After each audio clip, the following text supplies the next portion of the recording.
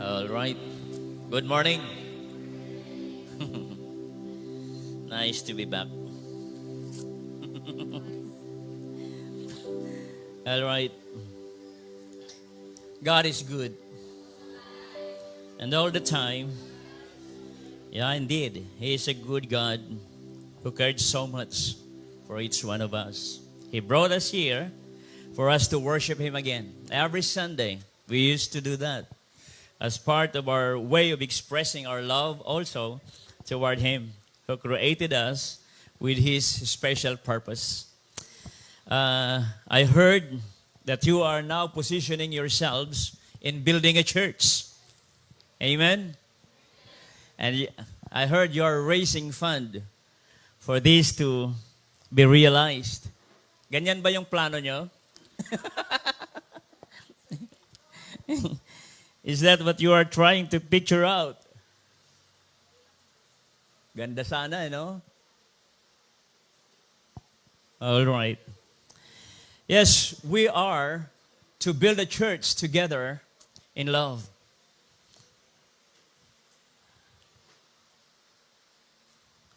The church must be built in the foundation of love. So, it suggested many things for this to happen and for this to be realized. Daghan ang mga butang nga angay natong huna-hunaon sa pagtindog, pagpabarog sa usa ka simbahan. Sa Ephesians chapter 4 verse 16, sabi niya, sa pamamagitan niya, ang buong katawan ay pinag-uugnay-ugnay ng mga kasukasuan na mula rin sa Kanya. At kung maayos na gumaganap ng tungkulin ng bawat bahagi, lumalaki ang katawan at pinapatatag nito ang sarili sa pamamagitan ng pag-ibig. Ganda ng pagkasabi sa Tagalog. Kung sa English pa, from Him, the whole body joined and hold together by every supporting ligament, grows and builds itself up in love as each part does its work. Well, unsa kaha ang church kung wala ka? Okay? Church is a biblical word. Church actually is one of the big plan of God since the time man committed a sin. The only way for us to be restored or restoring the image of God that was thwarted or thwarted because of sin, church actually has been in God's mind. That's why there is what we call the messianic prophecy in Genesis chapter 3 verse 15. Unsa kaha ang simbahan if you are missing in the church? Dili na church, di ba? Tanggala ang you are. Sa mahitabo, CH na lang. Char. So,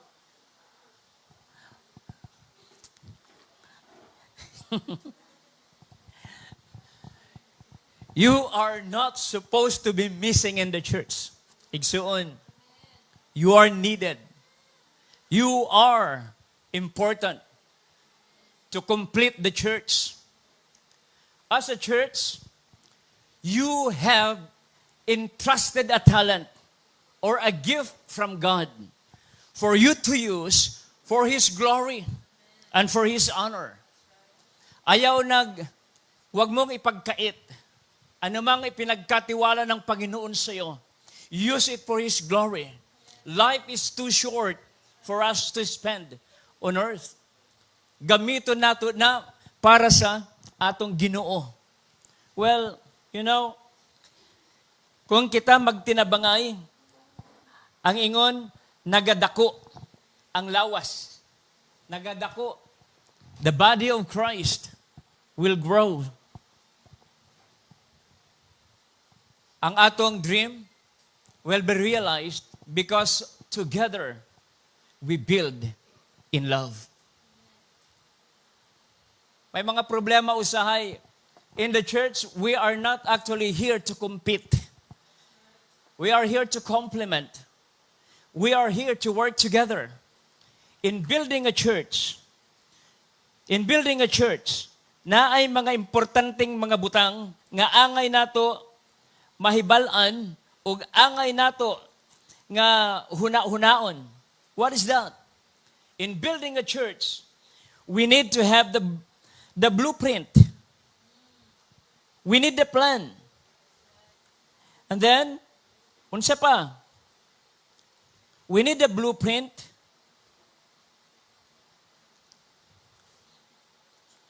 We need the foundation. Foundation is very important para sa stability ng church that we are about to build. And the materials also. We are, or you are the materials that will be used in building of a church.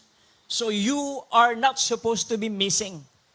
Every Sunday, make it a commitment. Kung ikaw absent, mabakanti imong lingkuranan, you are then missing. Don't be a missing part of the church. And then the cornerstone is one thing also so important. And then the building. This is actually the image of the plan of God that we are to establish on earth. Importante kaayo ni mga igsuon because we need to serve the purpose of God in causing us to exist on earth. So then, don't be missing. You are important. Without you, the church, the word church, will not be complete. Inaday mong katupad, importante ka igsuon sa church. Oo. So you don't need to miss every fellowship that you should be having. Kabalo mo, importante kaayo ni. Ang problema, we are picturing a church. Pero, unsaon man eh, we don't have yet a building. But we should put in mind or bear in mind what is church. Actually, the church comes from the Greek word ekklesia. Ekklesia. Meaning, the called out from amongst. Ibig sabihin, tinawag mula sa kadiliman tungo sa kagilagilalas na liwanag. Tayo yung mga naliwanagan. The Word of God actually is a hidden. It is a mystery. And it's only those that were gifted with the wisdom for them to discern and to understand what is in the mind and the heart of God. So you are, or we are, to trust His heart. He cares for you, He loves you, and He knows what's best for you. Ecclesia actually has to do with assembly or congregation. We are congregating. We have a plan. We have a commitment that every Sunday, you are not supposed to be missing. Inaday mong katupad, ayaw absent, igsoon.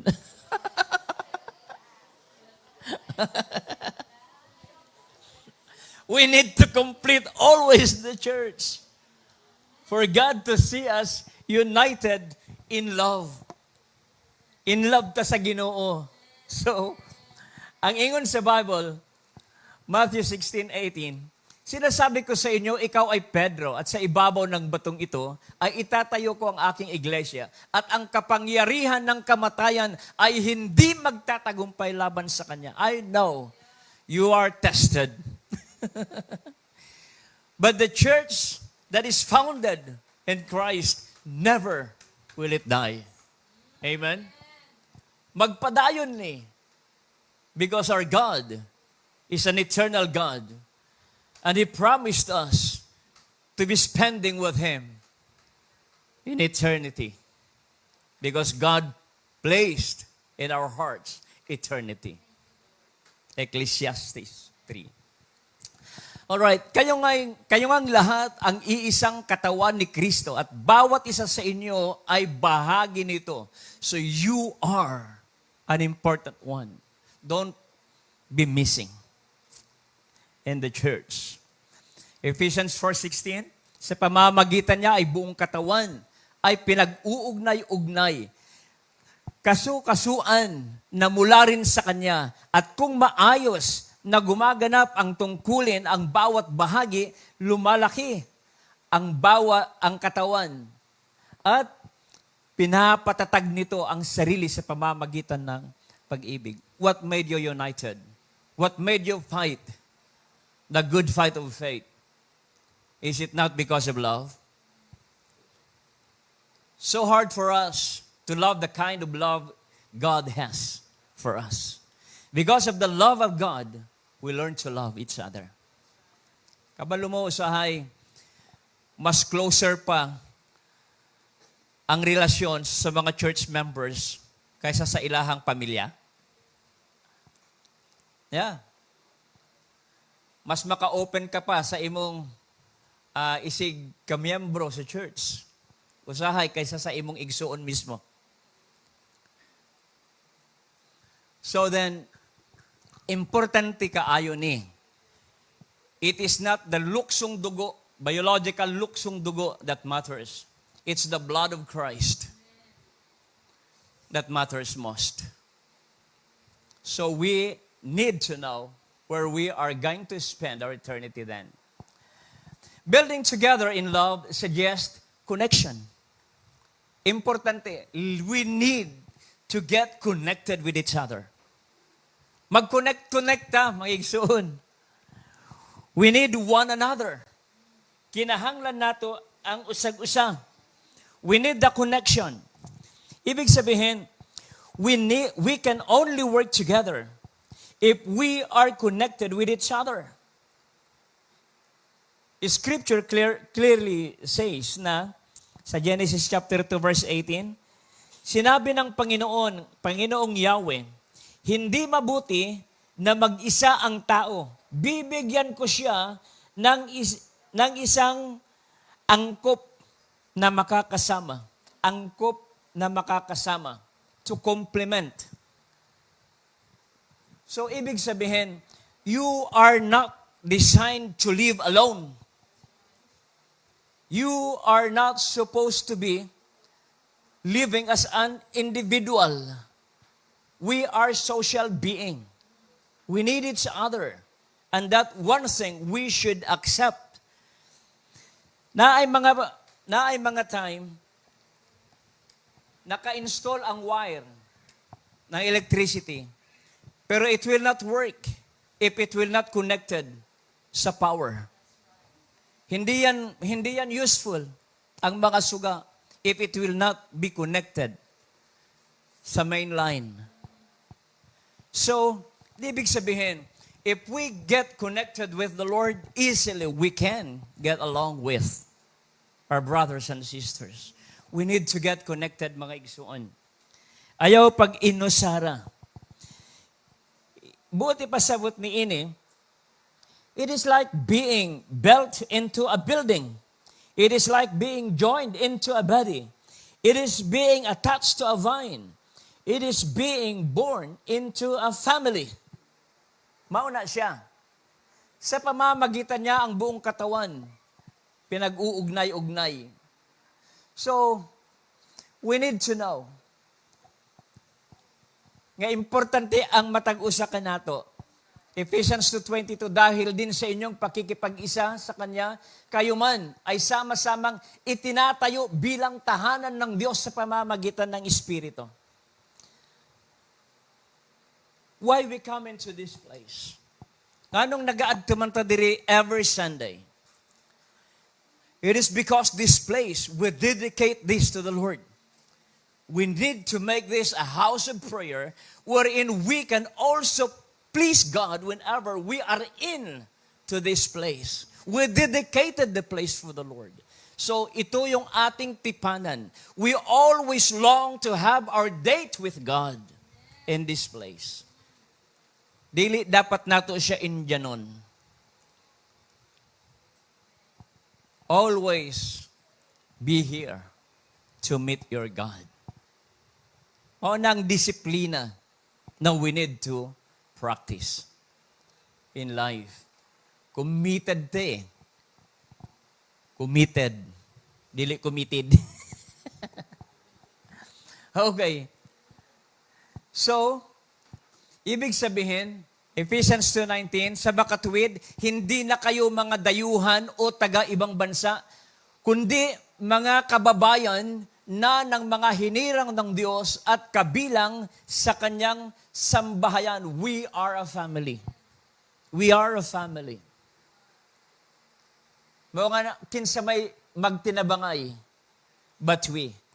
Because we are trying to build the church in love. Kaya it suggests connection. Importante kaayo ni. You are born into it. Unsaon man nimo maging part sa family? Naalay mga reasons nga pwede ka mahimong part kung ikaw na tao diha sulod sa pamilya. Or pwede pod nga ikaw nagpakasal sa usa ka miyembro ni anang pamilya. When you marry one of the member of the family, or you are adopted into it. That makes you a part in the family, right? Yeah. So, buot ipasabot. Kining A o C, you are born into it. You are adopted into it. This actually describes what we call the born again. We were born again. And the time we accepted the Lord, the Holy Spirit came. And then bringing the presence of Christ. Ingon gani sa uban-uban, gidawat nimo si Kristo? Yes, Pastor. Nag-igo ba si Kristo sa imong kasing-kasing? Ang mga Hudyo ra ba, mas dagko pa sa mga Pilipino? That's why ingon si Christ, I will be sending the Holy Spirit to bring the presence of Christ. So the presence of Christ is spiritual. Is spiritually present in you. That made us connected. So, we can have then communion with Him. Communion actually is the old English word for fellowship. Ingon sa 2 Corinthians 13:14, may the grace of the Lord Jesus Christ and the love of God and the fellowship of the Holy Spirit be with you all. Communion comes from the word koinonia.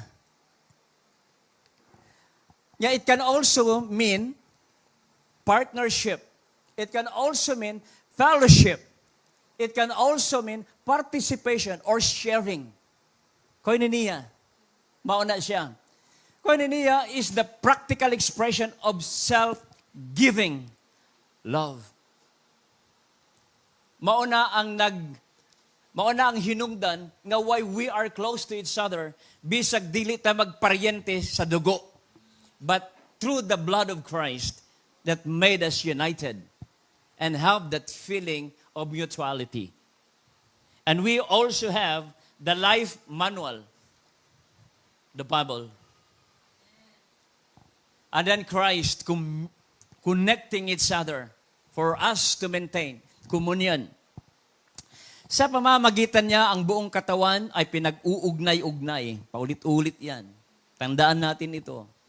Sa kasukasuan mula rin sa Kanya, kung maayos na gumaganap ng tungkulin ang bawat bahagi, tingnan niyo ha, lumalaki ang katawan. Lumalaki ang katawan at pinapatatag nito ang sarili sa pamamagitan ng pag-ibig.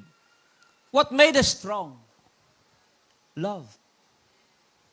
Because of love. Kung ikaw na in love, that makes you commit. Mga kung na in love, ang isa, mangulit tao, pag gidawat, may commitment nga nahimo para sa usa. Commitment because of love. So then, dili lang connection, communion. Naapoy coordination. Walay mga overlapping. So Romans chapter 12, verse 5 to 8. Gayon din naman, kahit na tayo'y marami, nabubuo tayo sa iisang katawan ni Kristo. At tayong lahat ay bahagi ng isa't isa. Tumanggap tayo ng iba't ibang kaloob ayon sa kagandahang loob ng Diyos. Kaya gamitin natin ang mga kaloob na yan. Gamitin natin. Kung ang ating kaloob ay pagsasalita ng pahayag mula sa Diyos, magpahayag tayo ayon sa sukat ng ating pananampalataya. Kung maglilingkod ang ating kaloob, maglingkod tayo. Magturo ang tumanggap ng kaloob sa pagtuturo. Magpalakas ng loob ang may kaloob sa pagpapalakas ng loob. Kung pagbibigay ang inyong kaloob, magbigay kayo ng buong puso. Kung pamumuno naman, mamuno kayo ng buong sikap. Kung pagkakawang gawa ang inyong kaloob, gawin ninyo yan ng buong galak. Hindi kayo napipilitan. Do it heartily. Do it in love. That's what God wants from us. Pero ito ang sad. Survey. According to survey, 15% sa mga Christians are overworked. Ang 85% has no work. They prefer to be ministered than to minister. Mas gusto nila nga ginaalagaran sila kaysa mag-alagad sila. We need to get out from our comfort zone to please God. Mao nang ginaingon nato nga sacrifice. Oo. We have to give all that we can without murmuring or complaining. All of us have abilities. Use them for the Lord. Perform our Christian duty according to our individual abilities. So, ang boton sa ginahimo nato. Well, I'm giving my salute sa mga nag-lead sa music team. Kabalo ko, what matter always is the preparation, di ba? So, dili lang sila Domingo nag-aadto diri. Nag-aadto na sila diri para magsanay. They have to prepare themselves for the coming day, Sunday. And then ang mga uban, siguro, wala ginahimo. You have the gift. You have the talent. Use it. And the church, don't just find your seat. Find your place where you can please God. Manang importante, magtinabangay because we need to grow the body of Christ in this place. Fill this place with worshipers. There are the things that destroy unity in the family of God. Unsa man na? Away-away, pagdinautay, backbiting, fault-finding, criticizing, arguing. Alam niyo ang sabi ng Bible, Hebrews 12:14, sikapin ninyong makasundo ang lahat. Sikapin ninyong makasundo ang lahat. It takes humility to conquer your pride. May mga uban gusto, kanunay daog siya. Unsaon nimo nang bisag ni daog ka sa argument if you lose your friend, if you lose the trust of the one close to you, ikaw gihapon ang nawad-an. We need to serve the Lord in humility. Makipagkasundo tayo. You cannot ask forgiveness. You cannot say sorry unless you humble yourself. Why you need to humble yourself? Kinahanglan nimo makipagkasundo sa kapatid mo, sa Panginoon. Building together in love. Said yes, compassion. Compassion, actually, The phrase in love suggests compassion. Why did the Tower of Babel collapse? Ganong nawasak man ang Tower of Babel? Because they were trying to build in pride. They want to do it themselves in reaching God. But that is not the plan of God. The plan of God is for Him to meet us, not us. Si God ang naay power para maghatag og connection, communion, coordination, and compassion. Genesis 11:3. Nagkaisa silang gumawa ng maraming tisa at lutuin itong mabuti para tumibay. Tisang ginagamit nilang bato at alkitran, ang kanilang simento. Ang sabi nila, hali kayo at magtayo tayo ng isang lungsod na may turing abot sa langit upang maging tanyag tayo at huwag nang magkawatak-watak sa daigdig. Self-centeredness. They want the glory. Di ba mga tao gusto nilang pinupuri sila? They want themselves to be honorable. Kay mao man ang ginagamit pod nga incentive sa mga estudyante. Kung maayo ka, i-honor ka. That will make you honorable. Mao pod ang gihimo nila. They want to gain their honor by their efforts. Gihimo nila ang tanan. So it's all because of pride. Pride actually leads us to destruction. Ingon ni King Solomon, the wise king. For our endeavor to build the church, we must build it in love. Mga kung magpatindog ta og church diri, then we need to strengthen our love for each other. Dapat magtinabangay. Walay burden. Walay pabugat. Dapat pagaan ang tanan. Magtinabangay. Kung naghiusa, mas gaan ang pag-aalsahon. Kay naay mga nagtinabangay. Love is the glue that cements relationship. Pride destroys it. Join in the ministry of our church and be a part of our mission and vision of planting churches in strategic cities for Jesus. Kabalo ko, God is not yet finished with Davao Christian Heritage Church. You are establishing, and then soon, when you've got the building, you have then a place to train and to equip members to spread out and multiply. Kabalo mo, daghan ang mga churches karon.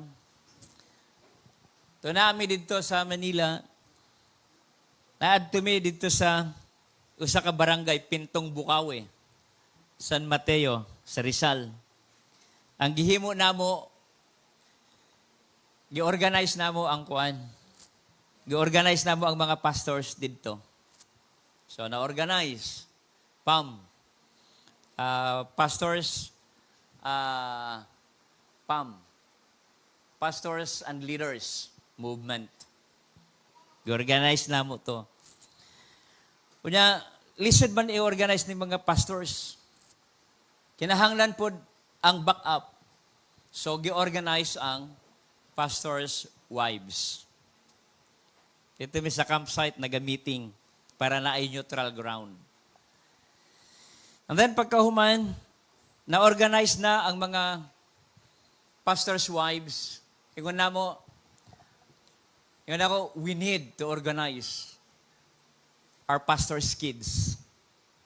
E nga naman, ang mga pastors' kids, sila man ang mga hinungdan, nga dili, respetuon ang ilahang amahan, kaya ang mga uban pastors' kids, naay adik,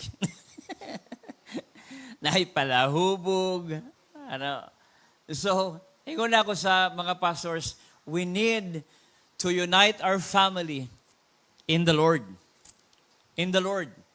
Para sa ganon, ang testimony nato as leaders ma-establish, and that will influence the community. Kaya mga uban, abi nila, na ay mga pastors po dito nga through seminars, nagpastor na. And ako, we need to have also our Bible school here. Na mga pastors, I need you to help us para ma-establish ang Bible school. Para sa ingon, ang mahitabo, magtinabangay ang mga Kristohanon. Mag-complement ang mga Kristohanon. So, na-organize na sila. Una, ang maayo kay kadtong mga nagainilugay og mga members na-reconcile. And then they have to do something. Show to the community that the love with God is the love that unites. And they will be built in love. Mo na ang importante. So, we need that compassion. We need love to unite us. Building together in love means, suggest. Ang sa gina-suggest niya, connection. Another, communion. We need to commune. And then, coordinate. Coordination. And then, compassion. Dali lang i-remember, di ba? Kay pare-pareho nag-start sa letter C. So then, mga igsoon, connection is the energy that is created between people when they feel seen, heard, and valued. Make everyone sa tanaw ninyo importante. Importante ang kada usa. Don't let anyone be missing from this church. Care for each one. Love each one. Communion is a great moment of intimacy between the Lord and the members of His body. We came forward not as isolated individuals, but as brothers and sisters in Christ. Ang uniting factor nato is no other than the Lord Jesus Christ. We don't need to be fighting against each other because of doctrine. We are here to get united because we are all united or related to the uniting power of God through Christ who came to save us.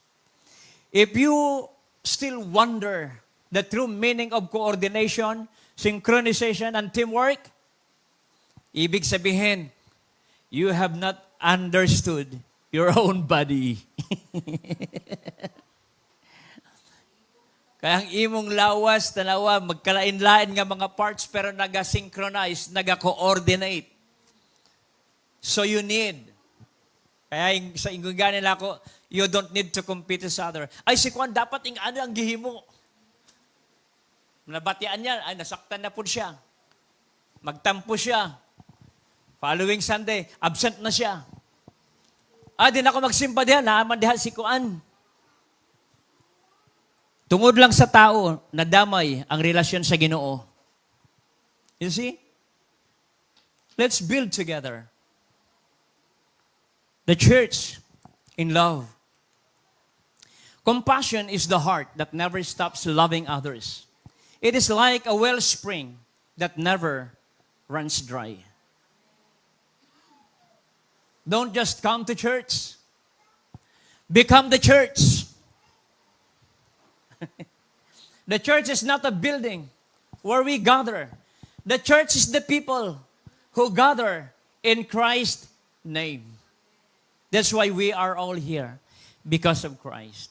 Don't let your conflict thwart or distort your connection and communion with the Lord. Amen? Magmatinumanon ta sa Ginoo. Sa Ilonggo pa, matutom kita sa Ginoo. We need to be faithful in God because God is all that we need. We are nothing if we are apart from Him. Amen? God bless us all.